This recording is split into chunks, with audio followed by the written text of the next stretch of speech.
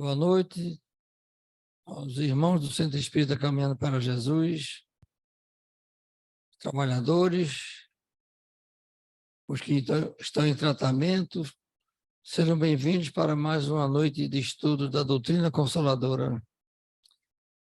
Hoje nós teremos a nossa irmã Rose Cabral, que é do NEAM, que é o Núcleo Espírita Aristide Monteiro, e já consideramos trabalhadora da casa, que ela está vindo com frequência, e vai nos apresentar um trabalho chamado O Ato de Doar é, acima de tudo, um gesto de amor.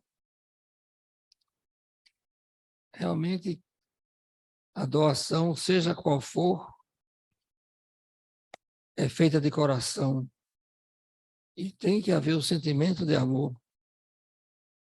Senão não é doação, é somente empréstimo, coisa de menos valor. O cara vai abordar um tema muito importante para muitos de nós que ainda têm certas dúvidas sobre esse caso de doação, que no final de contas é um ato de caridade, não é? Peço, por favor, que vocês desliguem seus celulares e um aviso que no dia 7, quinta-feira, vamos ter início ao curso de doutrinação a partir das 19h30. É importante que participem, porque vocês vão se inteirar de como é feito o tratamento, a abordagem que é feita, e é bom a gente saber como está sendo cuidado e os cuidados que nós precisamos ter para sermos também cuidados. Então, essa integração é importante, engajamento com o tratamento é fundamental. Mas vamos iniciar os trabalhos orando, agradecendo a Deus por estarmos reunidos aqui em nome de Jesus, contando com a espiritualidade amiga da casa, a qual nós colaboramos humildemente para que os trabalhos se desenvolvam na harmonia, na paz, que os bons frutos cheguem a cada um de nós, encarnados e desencarnados, para que propicie a nossa melhora das doenças do corpo e as doenças da alma. Que essas bênçãos, essas energias benfazejas possam espraiar-se por onde houver dor, sofrimento, perseguição, injustiça. Que o mundo precisa muito dessa mudança de rumo, mudança de comportamento. E a nossa prece tem força para que isso aconteça, para que isso se antecipe, para que a transição pela qual estamos passando seja concretizada com menos sofrimento, com menos dor. E assim, em prece e rogando a espiritualidade amiga para intuir nossa querida irmã que vai usar a palavra, passo a palavra para a Rose, que nos traga a sua mensagem. Paz e luz. Gente, boa noite. Que Deus Pai Todo-Poderoso nos abençoe hoje e sempre, né? É com muito prazer que a gente retorna aqui à casa. Eu fico muito feliz. Como o irmão falou, meu nome é Rose Cabral, sou trabalhadora do NEAM, Núcleo Espírita Aristide Monteiro. É outro ponto de luz, igualmente a vocês, que fica aqui, aí em Olinda. E a gente fica muito feliz quando é convidada a contribuir. E é como o irmão disse, toda vez que a gente vem dar a nossa pequena contribuição, né, a gente já se torna trabalhador da casa, porque a gente é muito mais do que trabalhador de casa tal, a gente é trabalhador da causa, né? Então, eu fico muito feliz, muito agradecida, agradecendo desde já a equipe espiritual da casa, porque a gente já vem se conectando, pedindo a ela força, inspiração, para que a gente possa fazer o nosso trabalho da melhor forma possível. Então, eu fico muito feliz. Hoje a gente vai conversar um pouco sobre o que é uma doação, o ato de doar. o ato de doar é uma coisa sublime, independente de qual sentido a gente vai focar. A gente vai pincelar essa noite e várias formas em que a gente vê essa palavra agindo e sendo colocada em prática. E a gente vai ver que o ato de doar é, acima de tudo, um gesto de amor. É isso que a gente vai solidificar nessa noite de hoje. E olhando para os ensinamentos do Cristo, como cristãos que somos, espíritos reencarnacionistas que somos, que acreditamos na reencarnação. Então, não existe preceito maior do que esses dois mandamentos, vamos dizer, que nós tomamos conhecimento desde o primeiro instante que tomamos contato com essa doutrina abençoada, que são amar a Deus sobre todas as coisas e ao próximo como a si mesmo. A gente, desde quando adentra no Espiritismo, a gente vem falando sobre isso. Outra questão que a gente vem falando muito é fora da caridade não há salvação. Quem disse isso? Hã? O próprio Cristo, né? O próprio Cristo disse que fora da caridade não há salvação. Ele em nenhum momento disse que fora da igreja. Em nenhum momento disse que fora de um templo. Né? Nenhum momento fora de uma casa. Nenhum momento fora de um salão. Ele disse que nenhum fora da caridade não há. Ele não deu nenhuma outra possibilidade que poderia estar em outro lugar, não. Fora da caridade não há salvação. Então, baseado nessas informações do mestre, a gente fica pensando, existe caridade maior do que a sua doação, gente? Seja ela material, seja ela doar o seu tempo. Quando a gente fala doação, um ato, acima de tudo, um gesto de amor, a gente pensa que doar, logo no primeiro momento, a gente vem na cabeça o ato de doar um alimento a alguém que está com fome, ou está precisando de algo, materialmente falando, a gente fazer esse ato de amor, que é importante. Mas esse tema também puxa outra doação mais importante ainda, que eu acho, que é a doação do seu tempo. Imagine você doar o seu tempo em prol do outro. Isso aí a gente não precisa ir muito longe. Né? No trabalho de amor e caridade que a gente faz aqui na casa, a partir do momento que a gente se prepara para se doar, com todo respeito a quem pense diferente, mas o Criador, ele não quer que quando a gente está feliz porque conseguiu algo, faça uma promessa que vai subir uma ladeira, né, chegar lá em cima todo arranhado, ferido, respeito a quem concorde. Mas esse gesto de você estar feliz porque conseguiu algo é você justamente transformar essa coisa boa que lhe aconteceu, doando algo, doando o seu tempo, doando um órgão, doando os seus ouvidos. Eu costumo dizer que não é à toa que nós temos 2 ouvidos e uma boca. Porque se fosse para a gente falar mais do que ouvir, a gente teria aqui 2 boquinhas e um ouvido no meio. Aí você ia dizer, vixe, Rosa, a gente ia ser horrível. Ia ser não, se fosse essa a necessidade. Mas não é. A coisa é tão perfeita, a máquina humana é tão perfeita que a gente veio com 2 ouvidos. Por que será? Tem tanta gente aí precisando ser ouvida.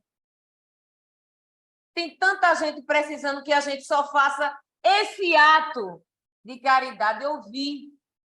Ouvir sem julgamento. Ouvir sem dizer, não, mas se fosse eu, você não é a pessoa. Você não vivenciou as coisas que a pessoa vivenciou. Você não passou pelas coisas que a pessoa passou. Você não tem a história de vida que aquela pessoa teve. Então, é muito fácil a gente apontar ou dizer, se fosse eu, faria isso, se fosse eu, faria aquilo, mas ouvir, e mediante as suas experiências e baseada nos ensinamentos do Cristo, dar a sua humilde opinião. Quantas e quantas pessoas estão precisando dessa ferramenta? Eu lembro que no semestre de 2021, online, Divaldo falou que se nós não cuidássemos da nossa casa mental, foi o semestre de 2021, abertura. Se nós não cuidássemos da nossa casa mental, daqui para 2025, nós não teríamos outra onda de pandemia, não. Nós teríamos uma onda de suicidas.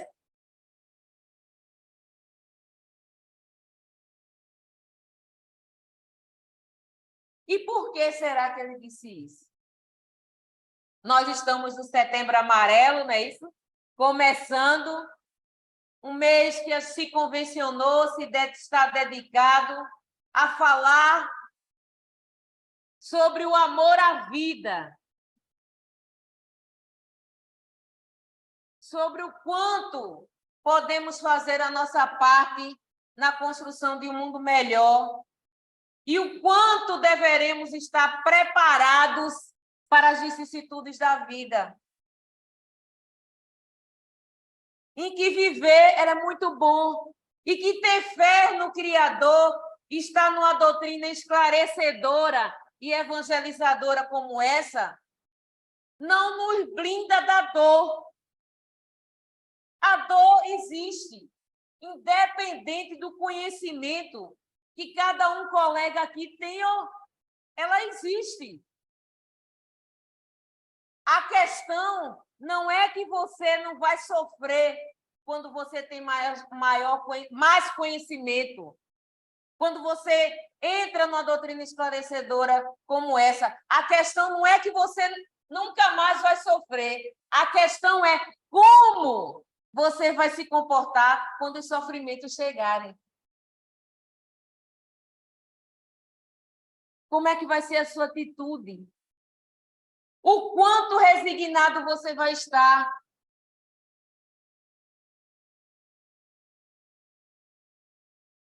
Porque nós temos duas opções, desde quando a gente abre os olhinhos de manhã. A gente abriu os olhinhos, a gente faz logo duas opções de cara. E a vida são feitas de escolhas. E eu estava lendo um texto essa semana, dizem que por dia a gente faz mais de 1000 escolhas. Acordar, tomar banho, vai ou não vai, tomar café ou não, vai para aquele lugar ou não, vai sair ou não, vai usar aquela roupa ou não, são escolhas.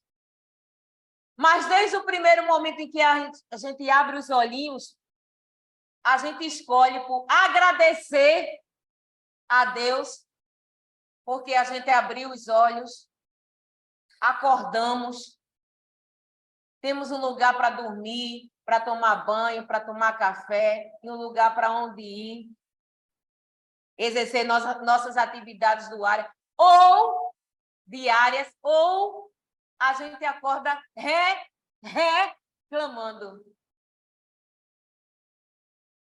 E quando aí a gente reclama, como a palavra já está dizendo, a gente não anda, não avança. A gente estaciona. Então, está lá na pergunta 737 do Livro dos Espíritos, por que Deus permite os flagelos destruidores da humanidade? Por que ele permite? Porque ele, como um Senhor do universo poderia colocar aqui, sobre a Terra nada vai acontecer. Por que ele permite? Primeiramente, a nossa condição, é importante que nós entendamos que estamos ainda nesse processo, nesse planeta de expiações e provas, tentando resgatar, nos melhorarmos. Somos pedras brutas, preciosas brutas, a serem lapidadas, e estamos aqui justamente para isso. E aí a pergunta, por que Deus permite? E a resposta dos irmãos, para nos fazer avançar, para nos fazer evoluir. O que levaríamos séculos para evoluir, levaremos alguns anos, se aprendermos com as lições. E aí resta perguntar, a gente aprendeu? A pandemia teve há pouco. Nós aprendemos com as lições? Onde estávamos isolados, sim, mas parados nunca. Arrumamos uma forma de estudar, de nos conectarmos. A tecnologia, começamos a entender ou despertar o seu significado real, de nos aproximar e instruir-vos.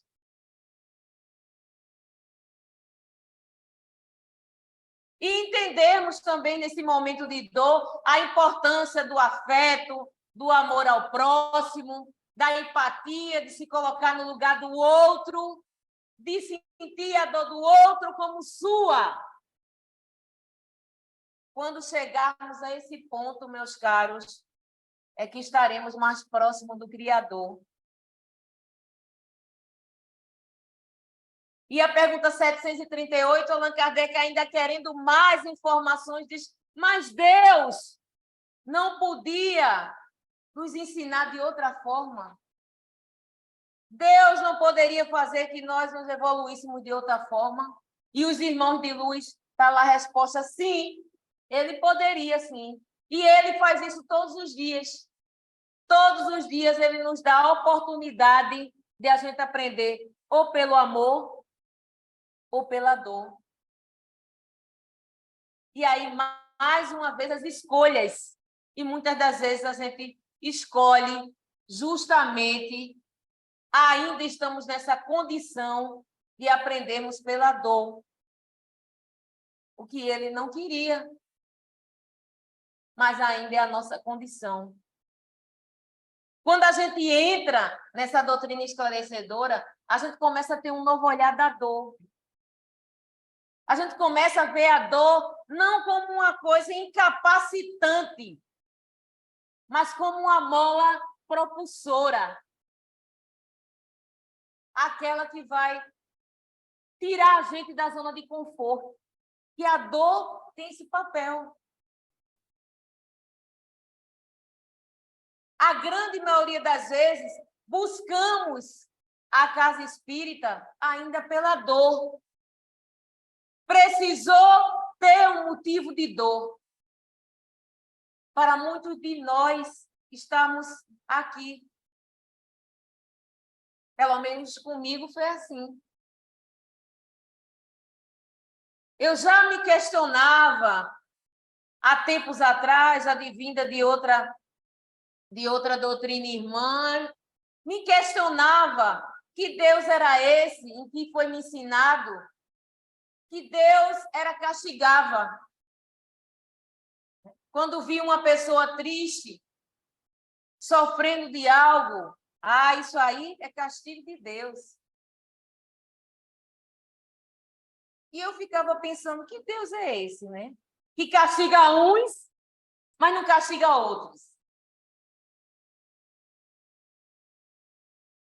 E aí, com o passar do tempo, a gente vai buscando respostas. E vai procurando uma filosofia, uma ciência e uma religião que mostra para a gente que Deus não castiga ninguém, A gente colhe unicamente aquilo que a gente planta. Foi uma alegria muito grande descobrir isso. Mas, ao mesmo tempo, aumentou a responsabilidade. Porque aí nos mostra que os acontecimentos que muitas vezes nos ocorrem negativamente não é atribuído a ele, e sim a nossa conduta. Mais uma vez, as nossas escolhas. Se não de agora, se não escolhas feitas agora, nesse momento, nessa reencarnação, em outrora. Mas que um dia a conta tinha que chegar. Porque é a lei da ação e reação. Como iríamos aprender se não tivesse essa oportunidade do resgate? Eu costumo dizer que a reencarnação é um presente. É o maior presente que o Pai Maior pôde nos dar. Que nos dá a oportunidade de a gente se melhorar a cada reencarnação. A se colocar no lugar do outro. A entender essa máxima, essas duas máximas, do amar a Deus sobre todas as coisas e ao próximo como a si mesmo. Então, a caridade, fora da caridade não há salvação, já é um ato, um grande gesto de amor, a gente entender isso, entender que somos todos iguais, inclusive é o tema desse ano da Igreja Católica, somos todos iguais. Né? No final do ano, eu estava vestida de Mamãe Noel, com a ONG que eu participo, que é os Anjos da Noite.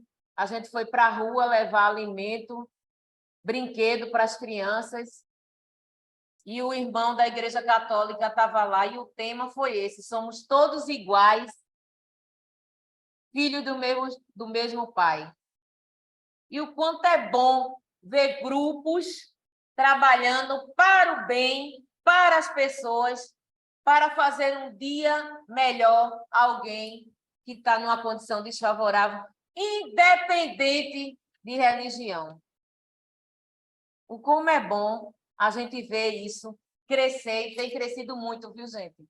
A gente que está na rua, que está fazendo as ações sociais, a gente vê na madrugada passada, eu estava na madrugada, 2h da manhã, vocês não queiram ver o que a gente vê de 2h da manhã pelos bairros do Recife. A gente vê muita caridade, muita gente na rua. Grupos de cigano, irmão evangélico, irmão candomblé, do candomblé, fazendo bem. Fazendo a sua parte na construção do mundo melhor. Doando o seu tempo e o seu amor envolvido naquele trabalho. A gente vê muita coisa na rua. Pelo menos eu tenho essa alegria de ver.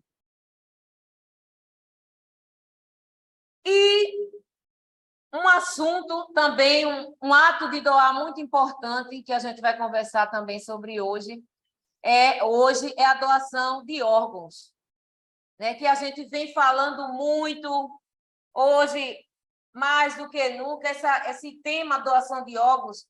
Eu lembro que eu falei sobre ele em 2017. A doutrina espírita, eu entrei no espiritismo em 99, a gente sempre ouve falar sobre esse ato de doar, sobre transplantes. Eu lembro que aqui e acolá a gente sempre ouve. Mas tem que acontecer algo público, né? Com uma pessoa pública, e nada é por acaso, e tudo tem uma razão de ser, e depois a gente vai pensar sobre isso no final. Muitas das vezes precisa estar no processo, na programação reencarnatória daquele indivíduo, ter que passar por esse processo, por essa dor, por essa necessidade, muitas vezes para ser pessoa que vai levantar a bandeira, que vai difundir mais ainda, que é o que a gente está ouvindo agora. Recentemente, todos nós tivemos o conhecimento de um comunicador, né, de um apresentador que estava precisando de uma doação de órgãos. Eu vi uma entrevista dele essa semana, e ele dizendo que o quanto estava feliz e o quanto estava grato, que nunca imaginou que um transplante, com uma doação de órgão, em 3 dias, ele poderia estar bem, falando, tendo a oportunidade de estar com os seus, e se comprometeu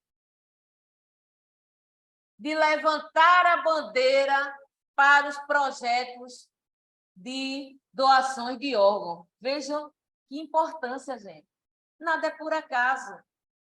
A gente está passando por esse processo de expiações e provas, se transformando, nos melhorando, nos preparando para a regeneração, onde nada mais do que são pessoas pensando em fazer mais o bem do que o mal. A gente tem que entender que tudo isso ocorre para que os processos, os programas, os projetos sociais ganhem mais força, principalmente nesse momento que nós estamos.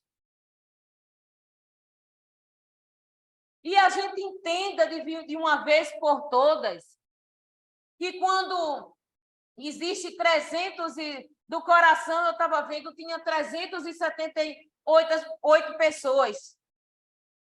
Mas não é aparecer um órgão e ir para aquele que está na vez. Tem a questão do tamanho, tem a questão da combinação sanguínea, tem várias questões que terem analisada até que cheguem a um doador compatível às mesmas. Mas imagine, eu tenho um amigo, a doação de córnea são doações bem mais simples, e ele está mais de 10 anos numa fila de transplante. Vê, ele enxerga com um óculos bem potente, um grau bastante forte, mas há um bom tempo está. E aí a gente tem uma informação de por dia. Quando eu estava estudando sobre quem tem medo da morte, que a gente daqui a pouco vai falar sobre esse livro maravilhoso, apesar dessa caveirinha, é maravilhoso esse livro.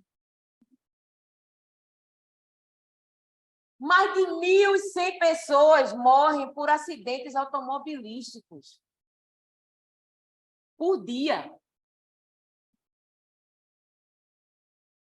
Quantas pessoas poderiam serem ajudadas?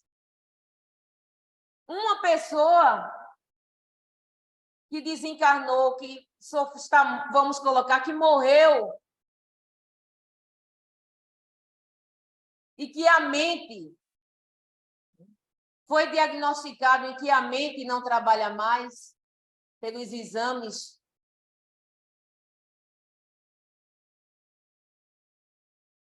Quantas pessoas nós poderíamos ajudar? –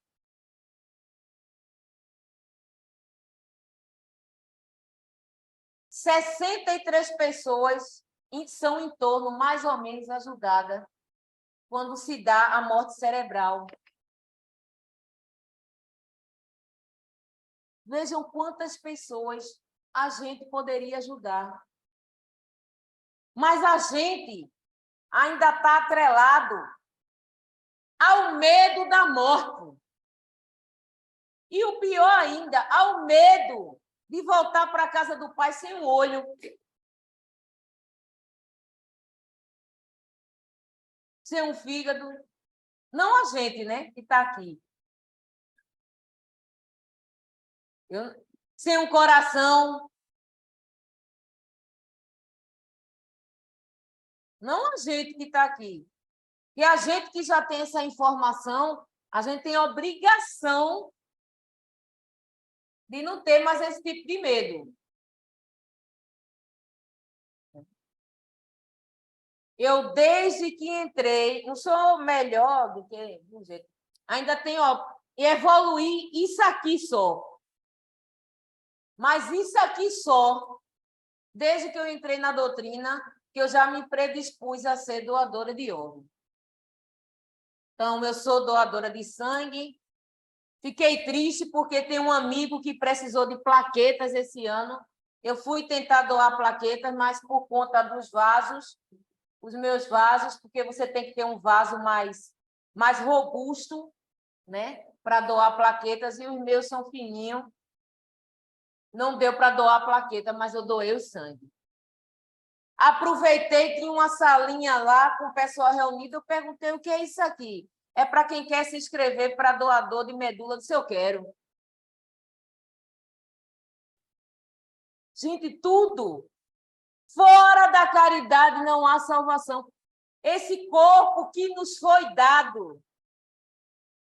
que temporariamente é nosso nessa reencarnação, que é nosso nessa reencarnação, porque a cada reencarnação nós temos um, é uma roupa.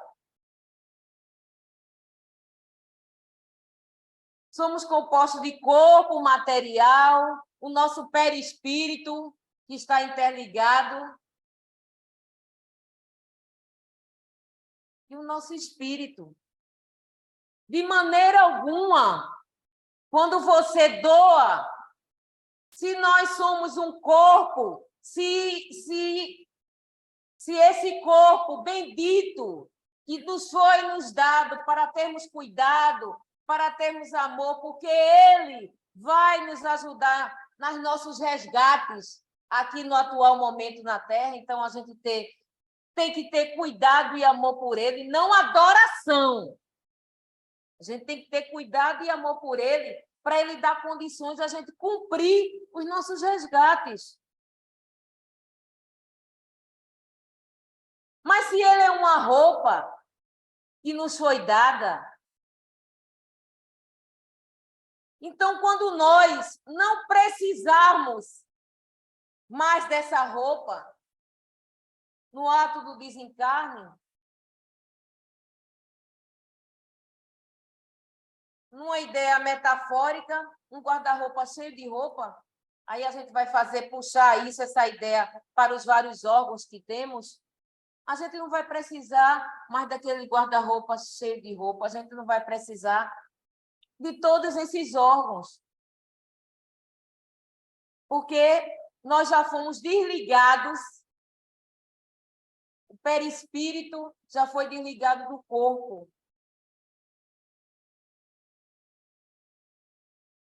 Então, nós não precisamos mais desse corpo. Então, se a gente não precisa mais dessa roupa, por que a gente enterrar a roupa completa? Por quê?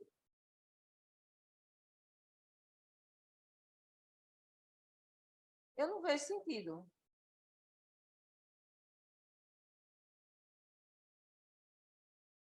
Alguns irmãos da doutrina espírita atribuem ao fato de que não é a favor, tem medo do transplante, eu tenho receio, porque diz que Chico Xavier era contra. Eu não sei se vocês já ouviram falar isso. Mas não teve aquele programa Pinga Fogo, né? E nos anos 60, Chico falou em entrevista e que ele disse aqui uma coisa muito importante, quando afirmou: a minha mediunidade, a minha vida, dediquei à minha família, aos meus amigos, ao meu povo. Palavras de Chico, tá? Nesse programa. A minha morte é minha. Eu tenho esse direito. Ninguém pode mexer em meu corpo. Ele deve ir para a Mãe Terra. Por que Chico teria feito esse comentário? Fez Porque quando ainda ele era encarnado, Chico recebeu várias propostas inoportunas para que o seu cérebro fosse estudado após a sua desencarnação. Quando ele estava vivo, ele já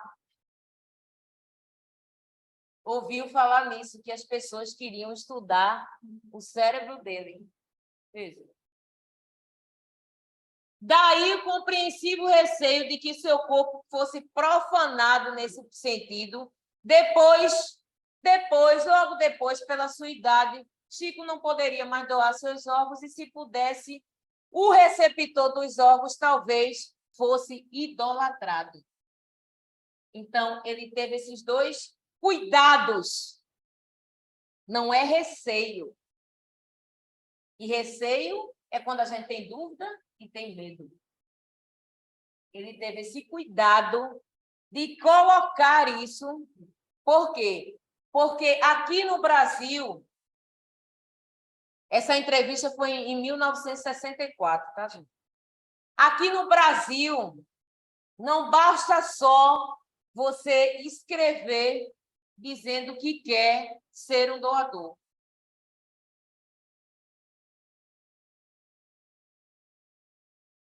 Você tem que dizer à sua família também, porque sua família tem que autorizar. Mesmo que você deixe algo por escrito, mas é com autorização de quem ficou, dos familiares, é que esse ato vai ser feito. Lá em casa eu já disse. Quando eu comecei a falar isso há 23 anos atrás, minha mãe disse: acabe com essa história, viu? Vamos até mudar de assunto. Eu disse: não, vamos continuar no assunto. E vocês não deixem de fazer, não, porque no dia que acontecer e não fizer, todo dia eu venho puxar o pé de vocês. Aí eles, com medo, aceitaram. A gente tem que botar um certo medinho, né? Hoje, eles já entendem. Hoje já não precisa mais esse medo de vir puxar o pé. Hoje eles já entendem da importância. Porque ao longo desse tempo, a gente vem conversando sobre o que é a morte, sobre o que é essa passagem, sobre o que é essa volta, sobre o que é esse retorno. Eu lembro que eu cresci momentos de descontração. Meu pai é muito brincalhão. Então, toda vez que ele passava por uma casa funerária comigo, ele passava pulando. Eu cresci vendo isso. Nunca entendi muito bem, mas quando eu fui ficando mais taludinha, eu comecei a perguntar: por que o senhor, toda vez que passa em frente a uma casa funerária, o senhor passa pulando? Ele fez: para ninguém tirar minhas medidas. Ele morre de medo de morrer. E quando eu adentrei na casa espírita, que a gente começou a conversar sobre isso, eu comecei a conversar muito em casa, porque isso era um fator preponderante. Confúcio diz que para a gente aprender a viver bem, a gente tem que aprender a morrer bem. E a morrer bem, entender o processo. Entender como é essa volta para casa. Entender que a gente não precisa disso aqui, mas tem que dar muita importância, muito valor e cuidar. Porque é essa roupa que a gente precisa para cumprir nossas missões.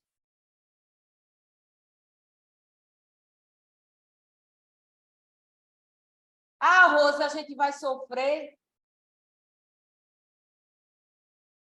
Ah, Rosa, eu vou sentir, o espírito vai sentir de forma alguma, se ele já está desligado, o perispírito. Logicamente, que tudo na doutrina espírita a gente não pode dizer é assim, é assim, é assim. Porque existem muitos liames, vamos dizer assim, muitos pontos.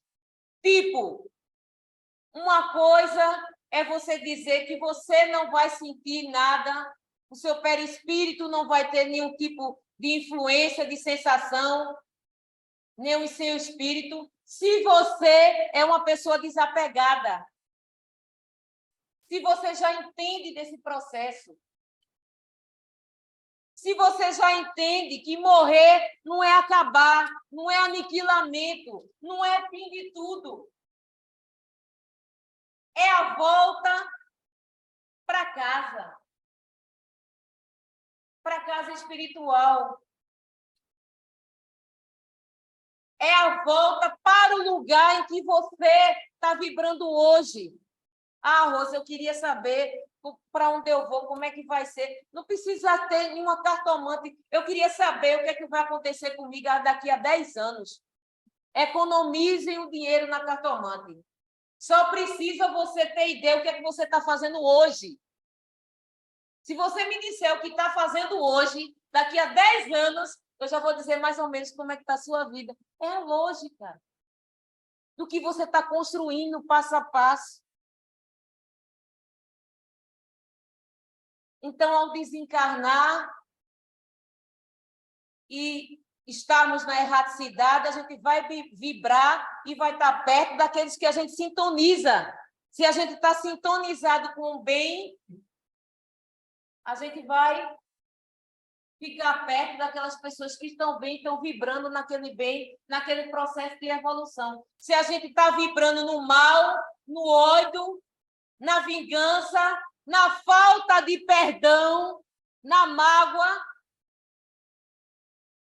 no reclamar, então, quando a gente desencarna, a gente também vai para um lugar onde tem essas mesmas pessoas vibrando dessa mesma forma. Porque é sintonia. Então, cabe a nós dirigirmos a nossa sintonia, onde a gente quer que sintonize. Divaldo, ele certifica, ele tem um trecho que ele diz assim: se a misericórdia divina nos confere uma organização física sadia, é justo e válido, depois de não havermos utilizado desse patrimônio, oferecermos, graças às conquistas valiosas da ciência e da tecnologia, aos que vierem em carência, a fim de continuarem a jornada. A codificação não tem muito falando sobre doações de órgãos, porque naquela época das comunicações ainda não estava tão difundido, não tinha. Os transplantes foi a partir da década de 60. Então, a gente começou a conversar mais sobre o transplante a partir dos anos 60. Tem um trecho aqui nesse livro, quem tem medo da morte, gente, quem puder ler, um livro fininho, tá vendo? Mas eu duvido que depois que você ler esse vídeo, você tenha mais algum receio sobre o que é a morte. Eu duvido. Leu. E nesse livro ele fala sobre corpo espiritual, problema de desligamento, aborto, suicídio. O que é que acontece? Eutanásia, cremação, desastres fatais, cemitério, nosso comportamento no cemitério, como deveria ser, nosso processo de velório, premonição, aquela intuição, quando a gente sente que está chegando a hora do desencarne, falecimento de crianças e o balanço existencial. São vários pontos, mas o que eu trouxe aqui para a gente foi conversar sobre hoje foi sobre...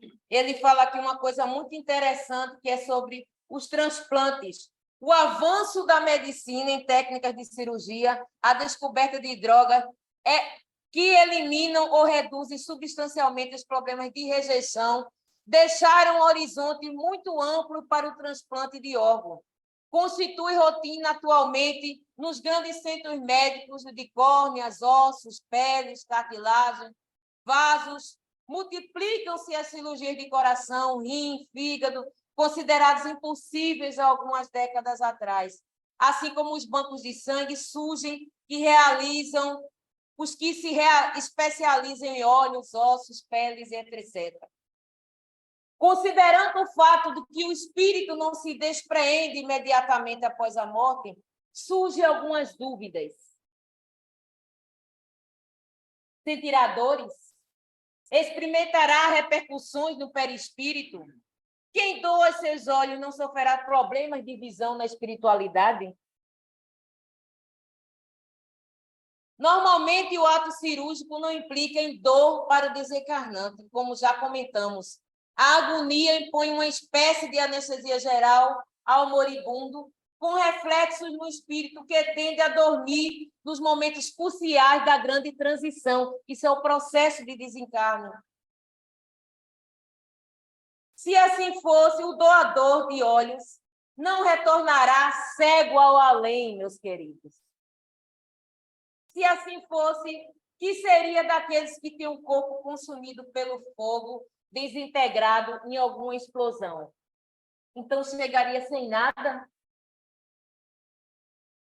Sem corpo espiritual nenhum? A integridade do espírito está intimamente relacionada com a vida que levamos e não ao tipo de morte que sofremos ou à destinação dos nossos despojos carnais. Ou seja, a integridade do nosso perispírito e espírito vai depender intimamente, está relacionada com a vida que levamos. As nossas ações. Nesse aspecto, é importante frisar que sempre que a maior violência que nos afeta perispiritualmente, mergulhando-nos em infernos de angústia e de dor, é o suicídio. O suicídio é um aspecto importante, que é a maior violência que nos afeta perispiritualmente. É o suicídio. Não obstante, em relação ao transplante, há um problema a ser resolvido. Geralmente, essa prática equivale, a nosso ver, geralmente, nesses transplantes são utilizados órgãos de pessoas.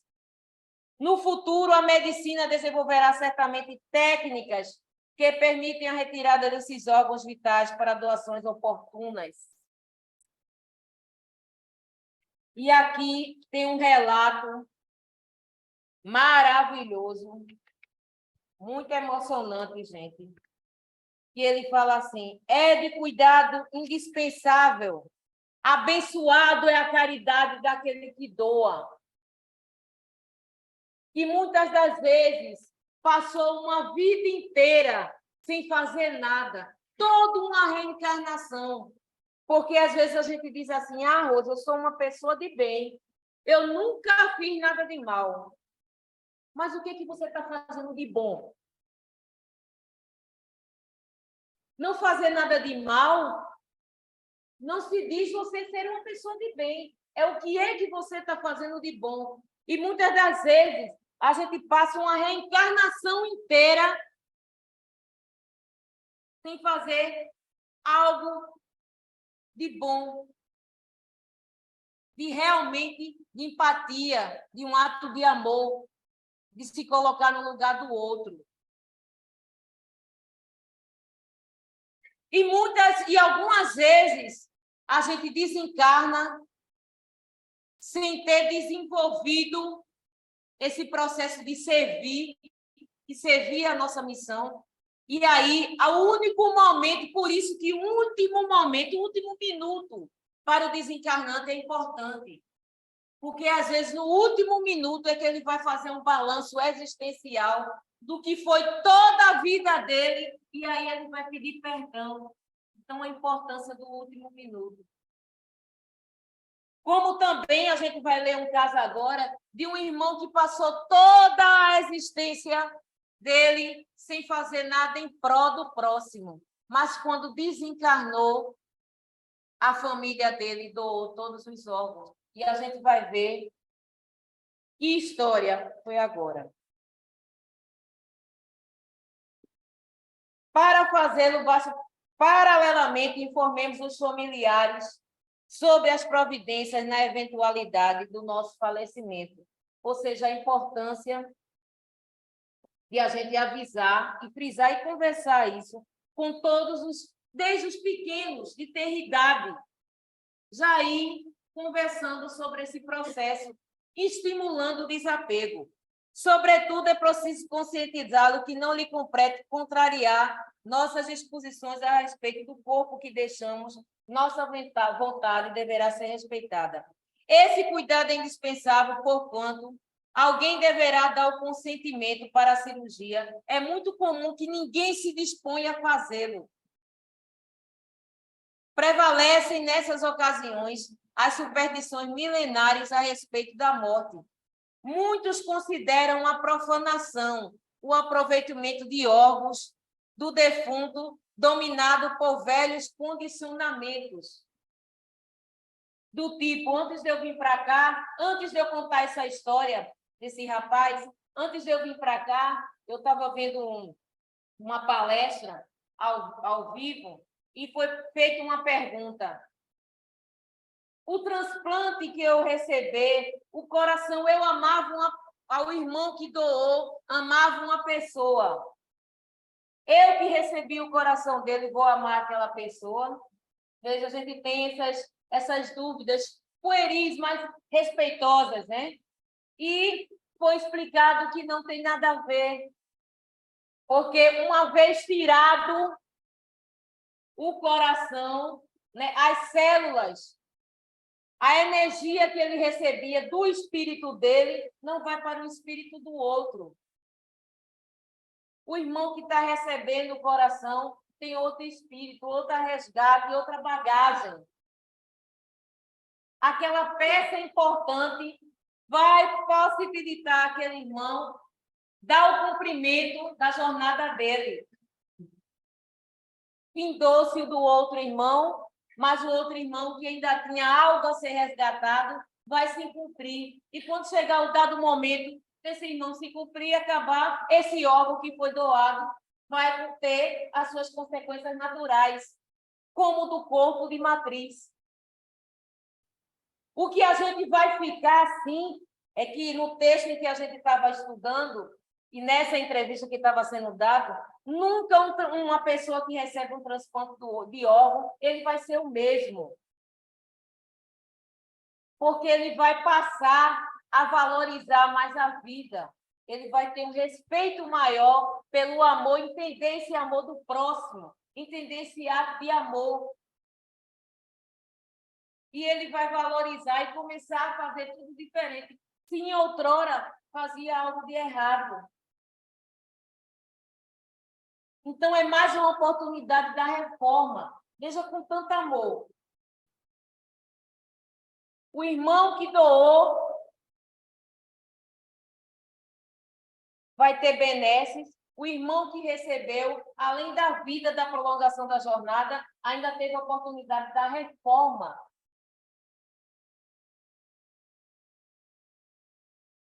Além de constituir um exercício de coragem, rompendo com arraigados preconceitos, a doação é um ato abençoado de caridade. Imaginemos nossa alegria na espiritualidade ao recebermos a notícia que nossa modesta ação,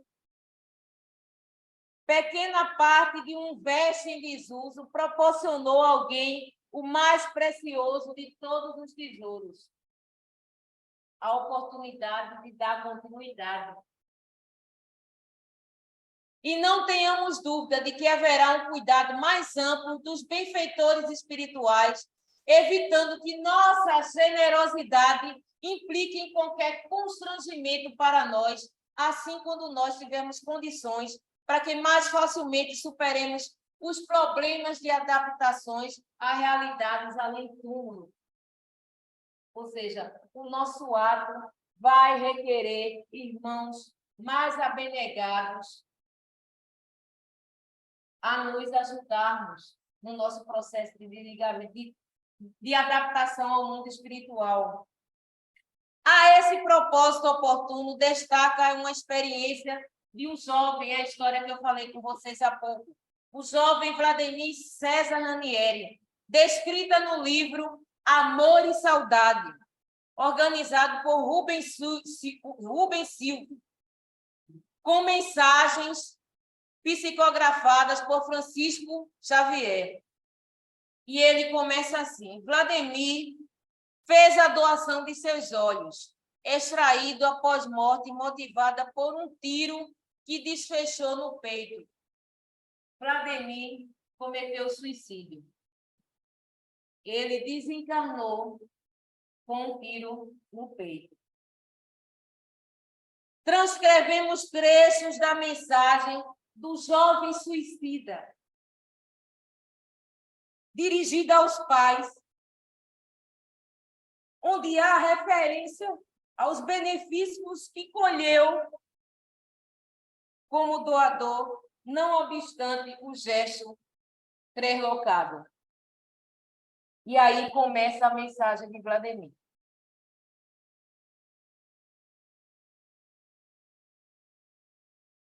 Sei que entrei num pesadelo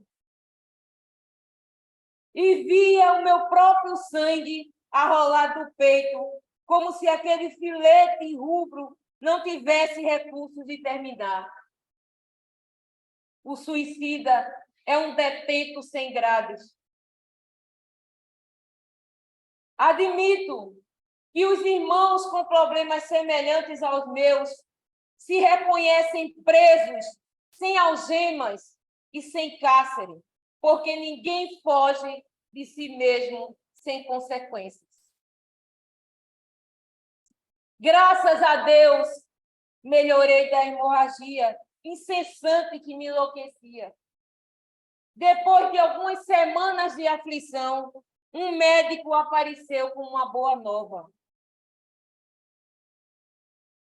Ele me disse que as preces de uma pessoa que se beneficiara com a córnea que doei ao banco de olhos se haviam transformado para mim num pequeno tampão que, colocado sobre o meu peito, no lugar que o projétil atingira, fez cessar o fluxo de sangue imediatamente. Eu, que não fizera bem aos outros, que me omiti sempre na hora de servir, compreendi que o bem, mesmo feito involuntariamente por uma pessoa morta, é capaz de revigorar-nos as forças da existência humana.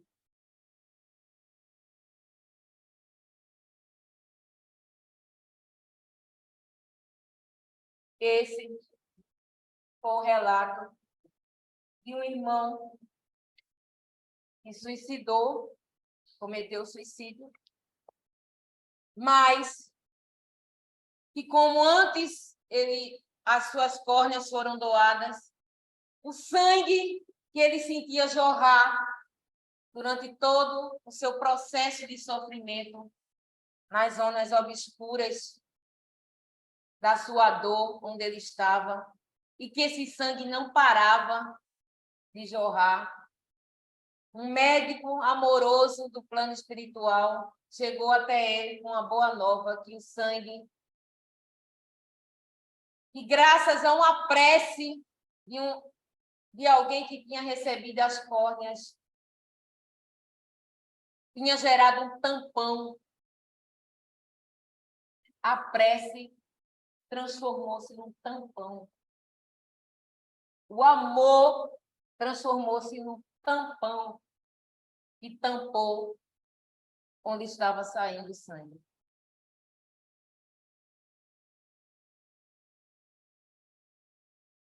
E na noite de hoje possamos curar as nossas feridas, criar tampões com atos de amor, de fraternidade e de empatia. Não porque a gente vai receber, mas entendendo que toda ação tem uma reação. Entendendo que a gente colhe aquilo que planta. Entendendo que Deus é bom, Pai e justo. E jamais abandona o filho. Mas é preciso que esse filho faça a sua parte. Que Deus, Pai Todo-Poderoso, nos abençoe hoje e sempre. Assim seja.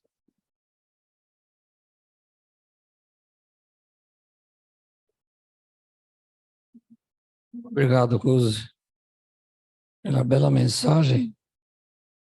E toda doação, eu sempre digo que para Deus interessa a intenção.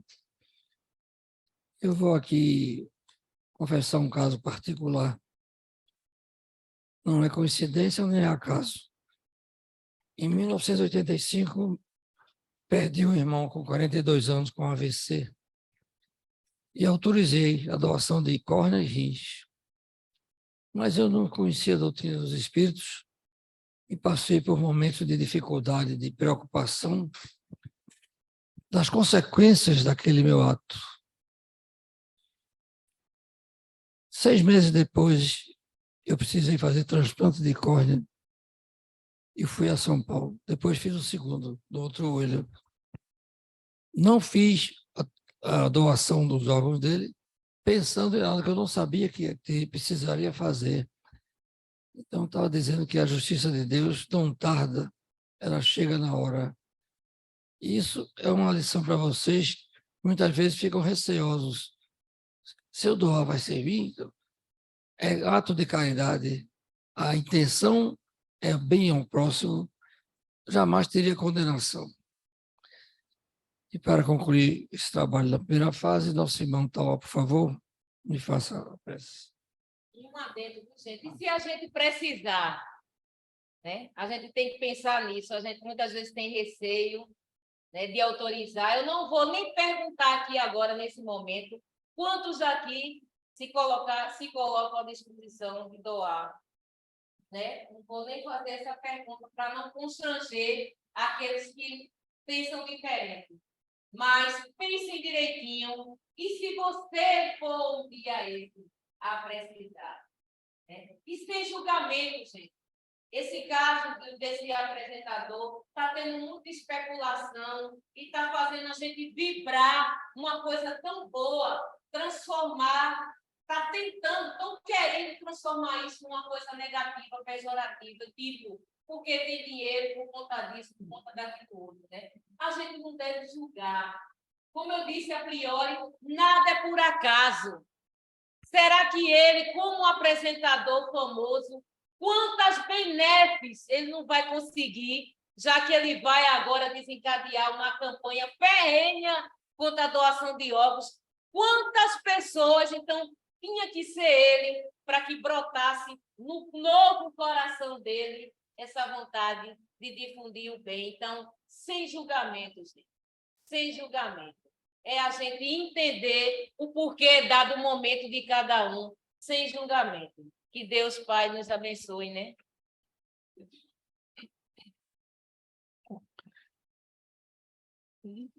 Querido Jesus, imensamente agradecidos estamos por este banquete espiritual que nós participamos na noite de hoje, Jesus.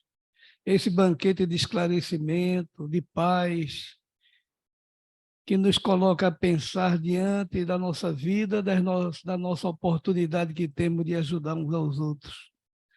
Abençoa todos nós que aqui nos encontramos, encarnados e desencarnados, todos nós trazendo no fundo da alma o desejo de acertar, o desejo de mudar, o desejo de melhorar.